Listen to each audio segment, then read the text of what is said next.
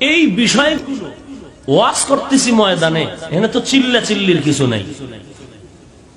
এই বিষয়গুলো রাষ্ট্রীয় বিষয়, ধর্মীয় বড় কোনো বিষয়, আমাদের বড় বড় ওলামায়ে কেরাম তারা বসে সরকারের সাথে সমঝোতার মাধ্যমে যেভাবে সুন্দর হয়, যেইভাবে তারা আগাবেন শরীয়ত অনুযায়ী, আমরা কি ওলামায়ে কেরামের সিদ্ধান্তের বাইরে যাব? এখানে এই ধাক্কা ধাক্কির কি আছে? হাফিজ সাহেব কিছু বলেন না কেন? আমরা সরকারের দালাল। তো তুমি কার দালাল? তোমারে আমরা চিনি না? এখানে জোরের নামাজ না পড়েন, জহুর না পড়েন, আসর না পড়েন, মাগরিব না পড়েন, এশান নামাজ না পড়েন, আপনি বয়ান শুনলে কি হবে, না শুনলে কি হবে বলেন? আপনি যে চিল্লাইতেছেন, আপনি মুসলমান, রাসূলের উম্মত, আপনার ঘরের আলমারি শুকেছে, বাঘ ভাল্লুক বানরের ছবি নাই, এগুলো নামান না কেন? আপনার বাচ্চাকে কান্না বন্ধ করার জন্য পুতুল কিনেন নাই, নামান না কেন? কাদিয়ানীদের পণ্য আরএফএল কোম্পানির বালতি বদনা ঘরে নাই, ফেলে দেন না কেন?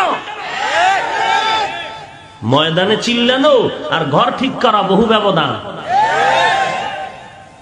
বহু ব্যবধান। বেশি বুঝবেন না।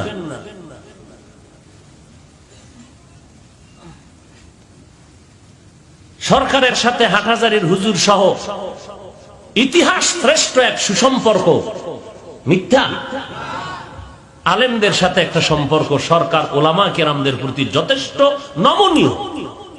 আমাদের মুরব্বীরা, এরপর আমি তো বসে নাই, আমার মুরব্বী ওলামায়ে কেরাম অন্য লাইনে যেভাবে যাকে পারি আমার ওয়েতে আমি বুঝাইতেছি, বলতেছি, ফোনে পারি, সরাসরি পারি, যে একটা হয় উম্মতের যেন কোনো বিশৃঙ্খলা না হয়, মানুষ যেন বিভ্রান্তের মধ্যে না পড়ে।